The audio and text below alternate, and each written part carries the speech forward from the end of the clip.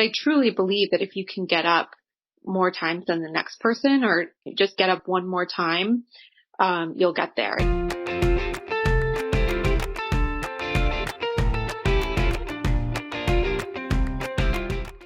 Hi, everyone. It's Kara Goldin, and we're here this morning with the Kara Goldin Show, and I'm so excited for my next guest.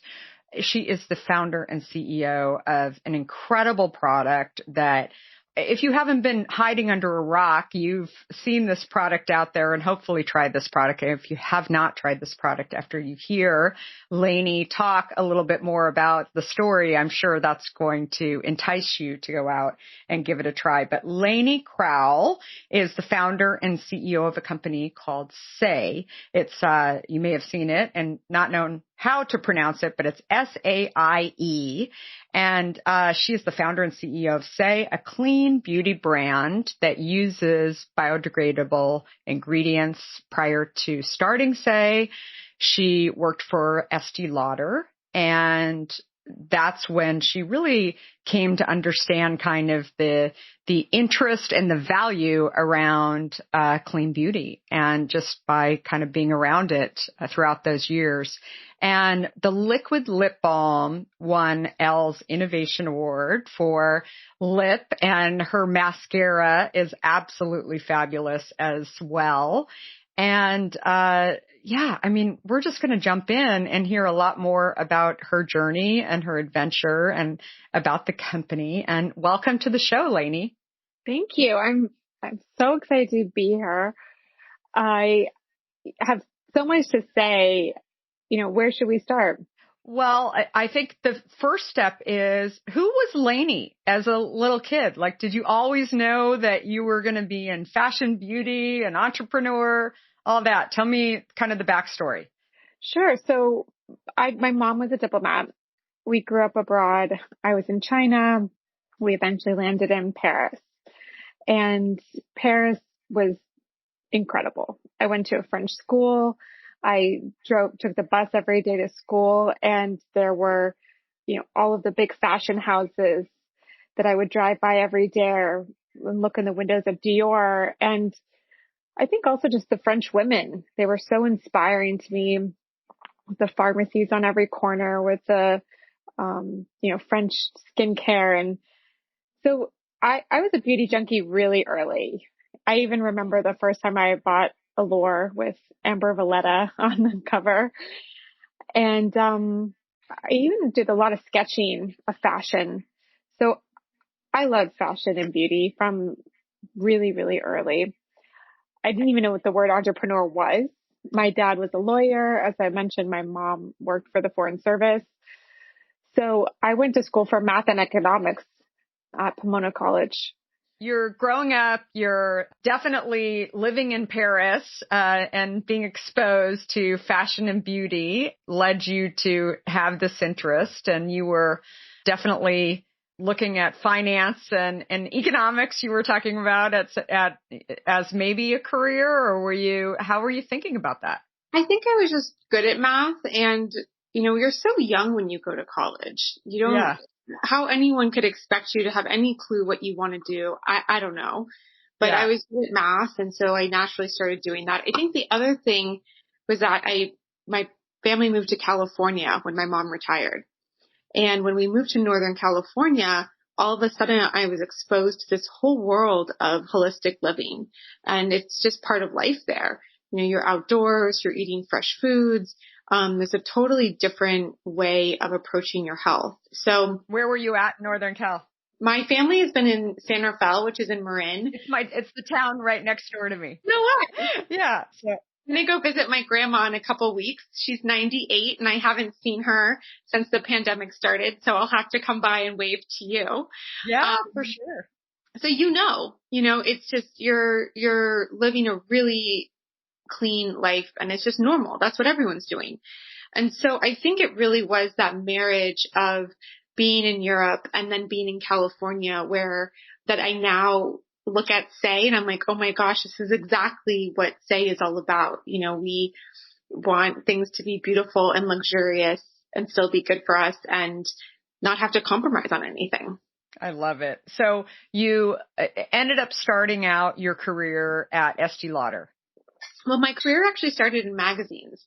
Oh, so interesting. Okay. I moved to New York wanting to be in magazines. And when I look back on how it all happened, I ran into the editor-in-chief, Kim France, of Lucky Magazine at Banana Republic one day on Fifth Avenue. And I introduced myself to her. I had landed an internship at Elle and just couldn't get my foot in the door. I think I tell people this now all the time. It's not what you know, it's who you know. And I was fully experiencing that. I could not get my first job because I didn't know anybody. I'd moved to New York not knowing a soul. And then I introduced myself to Kim, and all of a sudden I knew her, and she got me my first job at Lucky Magazine. And I absolutely loved it. I loved the storytelling. I loved the creation process. I loved building something every month, which is what you're doing when you're making a magazine. But right at the same time, print was slowly going away and digital was starting. And I saw that. I've always been really good at, seeing where things are going early on. And I saw that and went to an online startup, which was my boot camp. I mean, I remember when Twitter launched, it was very early days, and quickly Estee Lauder called, and they actually sent me a list of digital jobs and said, you can pick what you're looking for. And I ended up at Estee Lauder, the brand. I was there for 5 years. I started all their social media channels. I created all their online content, their influencer marketing department, really got to build it from scratch, from nothing. And so that was incredible. And I learned from the best of the best. It's the biggest beauty brand in the world. There's such incredible talent there. But there was things that fundamentally just didn't make sense to me. When you get to Estee Lauder, they give you her biography. It is incredible. If you have not read it, you have to pick it up. You get chills. I mean, you're reading about this female entrepreneur who started so long ago and was fighting against so many things. And she was a badass. And then all of a sudden you're in this company that's run by men, and you're like, well, wait a minute, that doesn't make sense. And the products aren't good for you. And, none of this is really clicking in my mind. No one's talking about sustainability. And so I left, and I had this vision of beauty being better. I had no idea how that was going to materialize, but I started a blog, which I started consulting first. I'll go there. I started just kind of working with all these different brands that had been reaching out to me. And I would say 6 months after I started consulting, I was like, okay, I want to get back to creating. It's what I naturally want to be doing. And so I started a blog about this journey of, everything from meditation to nutrition to clean skincare and makeup. And from the day I launched the blog, brands started sending me products to review. And I had to create a beauty closet in my little apartment with all these bins that had labels on them of where everything should go. And one night I went looking for some makeup, and I think I had noticed it, but it wasn't until that moment where it was so visual and that the makeup bin was empty. There was nothing in there. And every other bin was overflowing.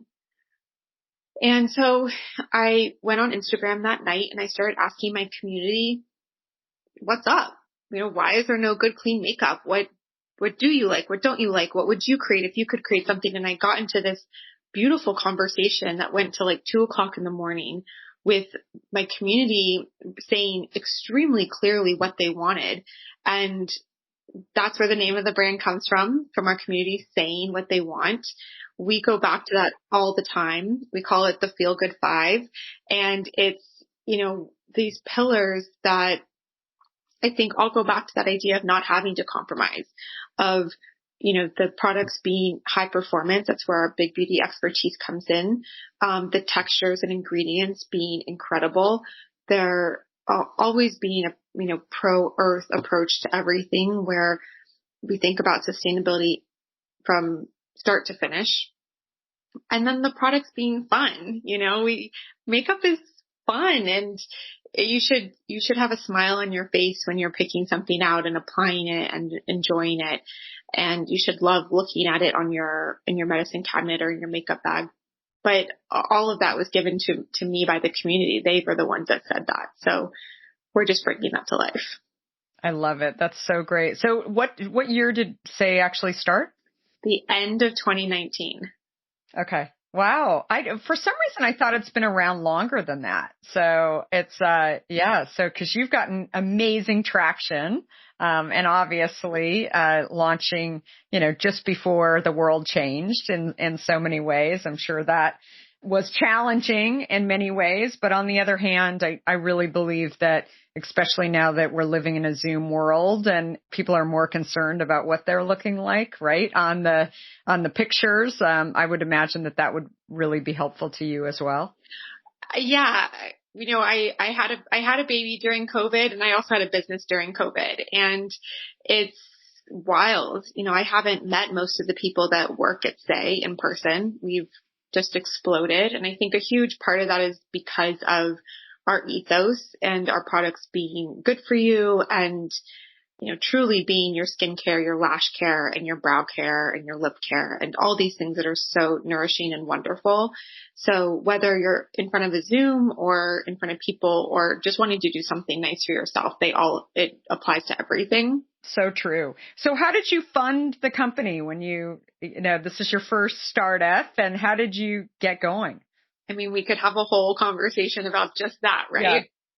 So I knew from the minute I started thinking about this that I wanted to be approaching this in the same way I approached things at Estee Lauder. So this was a big vision from day one, and I knew I needed capital to do that. I sold my Estee Lauder stock, which gave me a tiny bit of start working capital.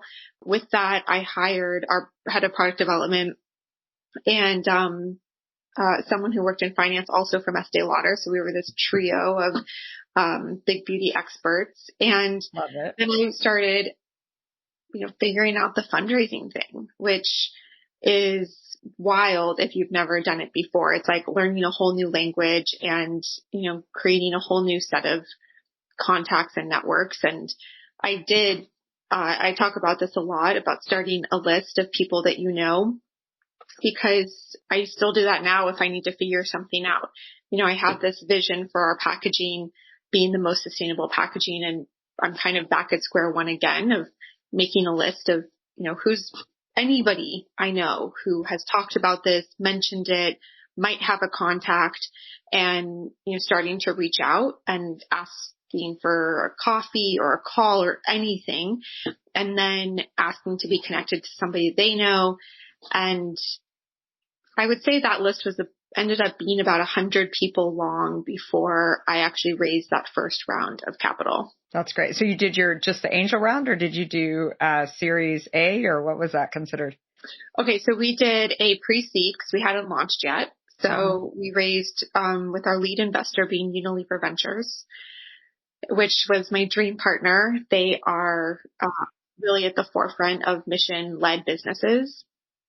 And my investor there, Rachel Harris, is such an incredible partner. She's the standard I hold everyone to now, because she really is just like a senior advisor on my team. And so I think we also speak the same language. Like I noticed it from the first call, me having come from Estee Lauder, her being at Unilever, we spoke the same language of, that level of beauty. And so that was in early 2019 that I closed that round. We launched at the end of the year, it was like November, end of November. And, we just took off. And with our announcement that we were going to be launching in Women's Wear Daily, I got a call from Sephora the next day. That's amazing. And so we started those conversations before we even launched the brand.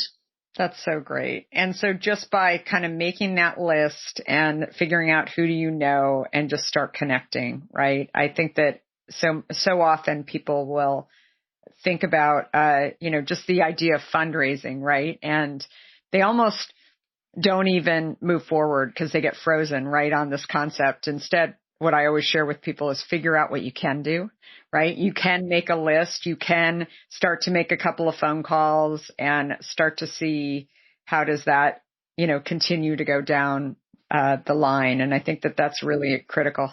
My motto to my mantra really is what it became was just, you just have to pick yourself up more times than the next person, because it was really hard. I had never started a business before. I had never fundraised before. I was having to pitch Saie and this vision and this dream and really this baby of mine over and over and over again. And it can be so disheartening and demoralizing. But I truly believe that if you can get up more times than the next person, or just get up one more time, you'll get there. And that was what I had to tell myself, because it was definitely not easy. It was not, now I just closed our second seed and we did it in 1 week. And it was really cool and exciting and fun and not stressful at all. And that first round is always the hardest.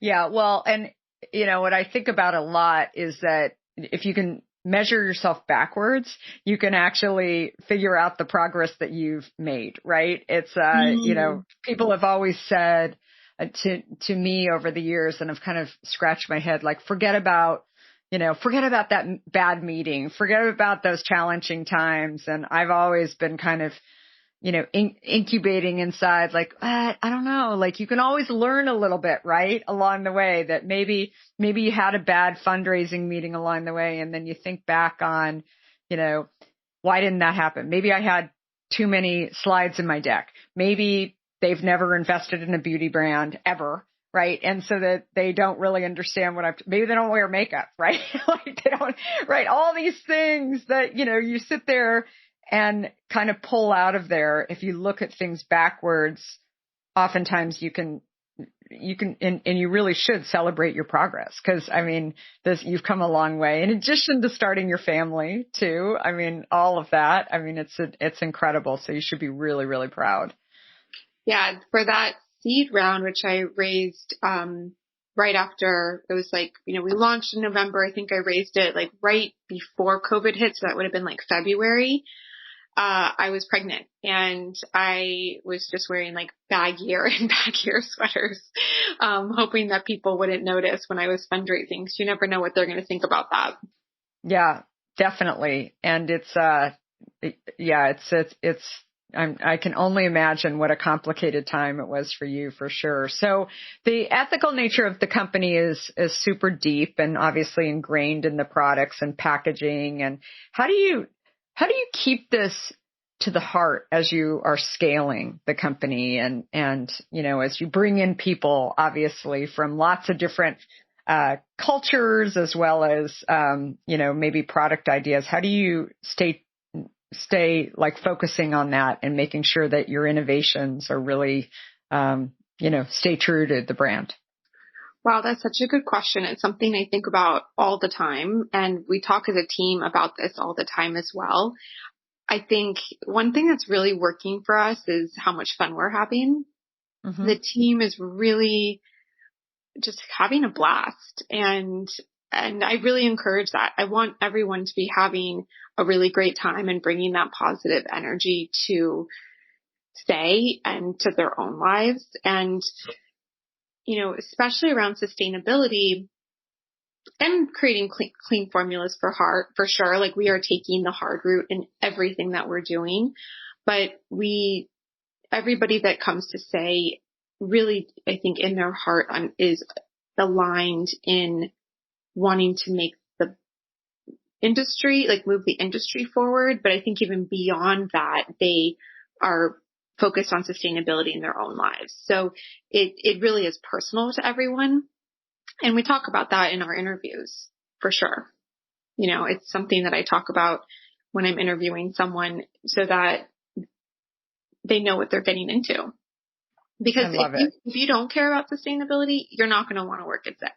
It is really hard to figure out how to make a product out of ocean found plastic. And it's really hard to calculate your carbon impact. like it's an extra layer that you don't have to do someplace else. So if you don't care about it, I would think it would be really annoying. And you wouldn't want to be doing it.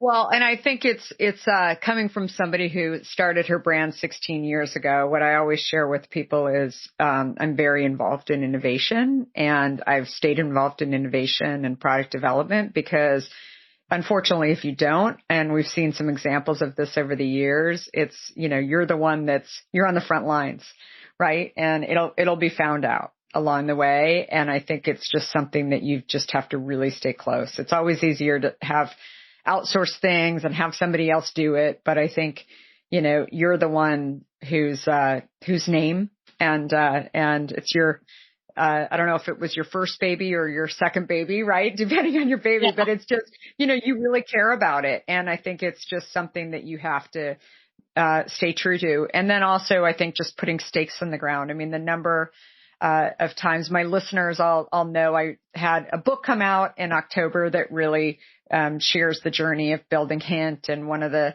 things that I talk about in there is that, you have to be the one as the founder putting stakes in the ground around, what this product is and what the promise is to the consumer.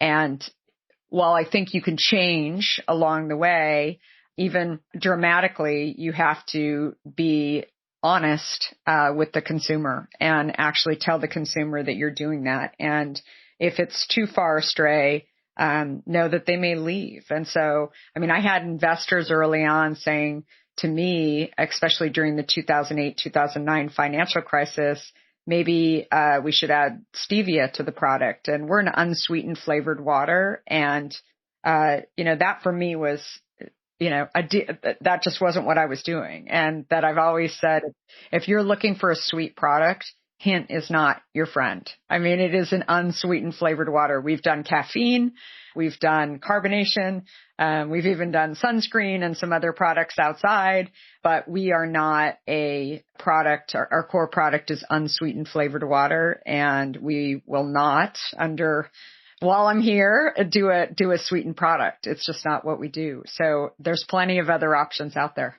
Well, we are going to meet all together as a team for the first time next month. I love it. Vaccines. And one of the things I'm most excited to work on is these brand differentiators and to dive into those even more, which is exactly what you're talking about. And you're so clear on it. Like your brand is much older than Saie. And so I think as you get older, you get clearer and clearer on it.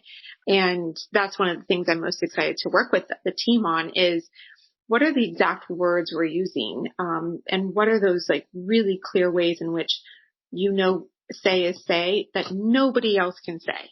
No one else can say X, Y, and Z. And I think that's one of the things I'm really excited to work on with the team, as we continue to grow and, have it be so clear. Obviously, from your experience at Estee Lauder, you know a lot about social, you know a lot about the different platforms and influencers in the beauty industry. Do you think that both of those things are really critical to growing your brand? That was a huge part of our marketing strategy because we didn't have the dollars to be doing spending crazy amounts in customer acquisition. So I gave a lot of free product away and did it to people who I knew. That was a big part of our strategy, in that we had personal relationships with the people that we were sending the product to. And, that came from my background as being an influencer marketing at Estee Lauder.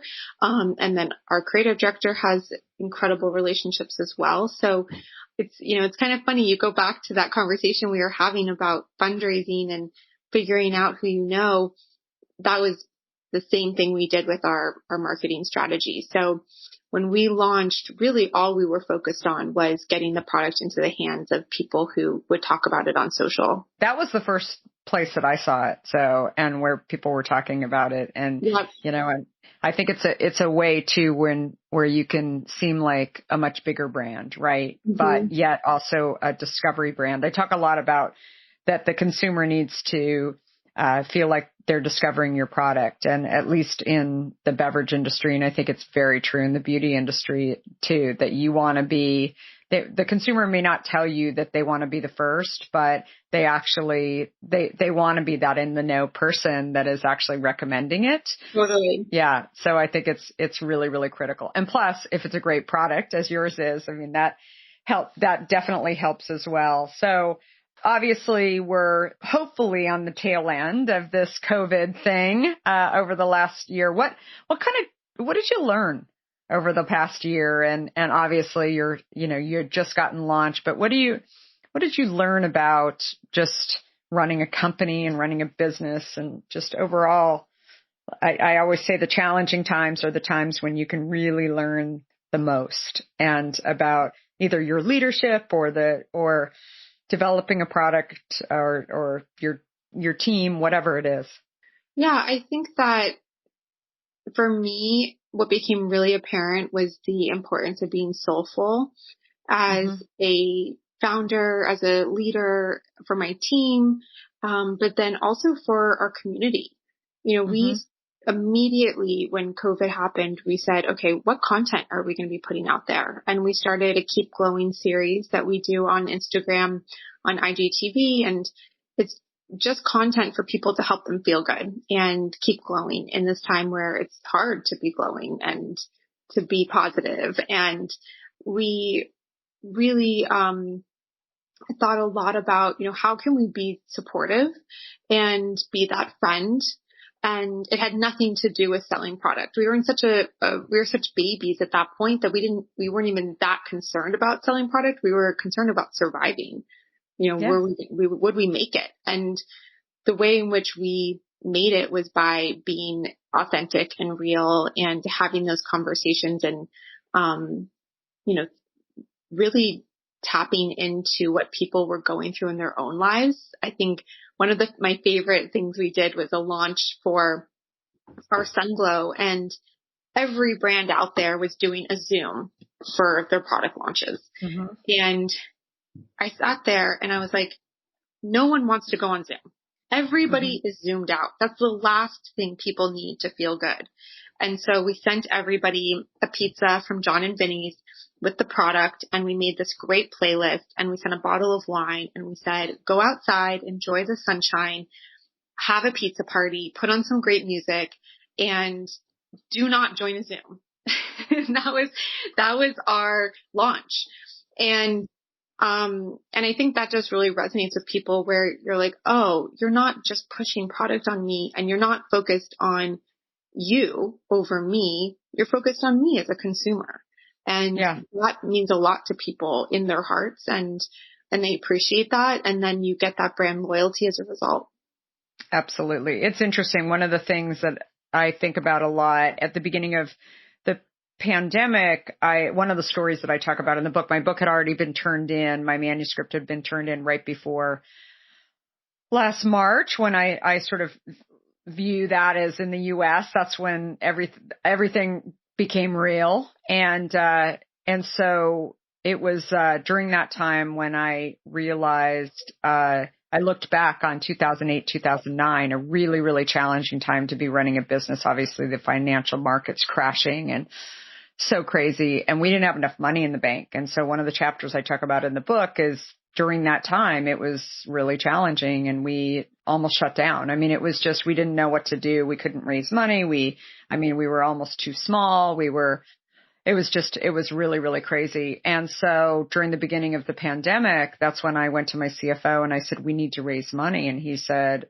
you're crazy. Everybody's on Zoom. All the offices are closed. We're not going to be able to raise the money. And I said, look, we have a great business. We need growth equity. We have to see this happen. And we had about 6 months of capital in the bank, but we went out and weren't sure whether or not we were going to be able to do it. And we went and raised a couple of years worth of capital right after that. And so I never really understood why we went through that really challenging time as a business. It was just one of those times that you sort of want it to go away. Right. And I kept looking back and thinking about 2008, 2009, when the pandemic hit. While it was different, there were some similarities in the feeling of people getting really scared and reacting. And that's when, now I look back and I think that was why that was there.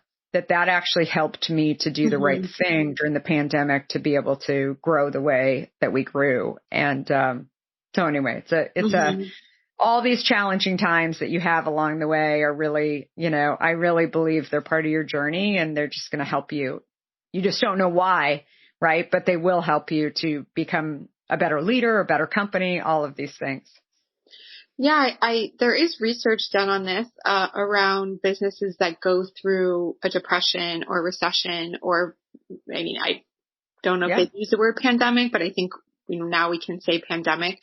And what happens is that they end up being so much more resilient, and there aren't as many other businesses launching during that time, and the ones that aren't going to make it go away. And so you end up with these really strong companies at the end of it, like what happened with you. Yeah. As long as they didn't freeze, right? And they were set up. I think complacency will kill businesses. We're now seeing kind of the result of that, where there were plenty of entrepreneurs that I know that just, obviously they were in categories that were super affected. But in addition to that, if you did nothing. And so I think it's a combination of figuring out what can you do, understanding that there are things that are beyond your control, but really getting creative and figuring out how to not stay complacent is really kind of the answer to it all. So, well, this is an amazing conversation, Laney. I'm so excited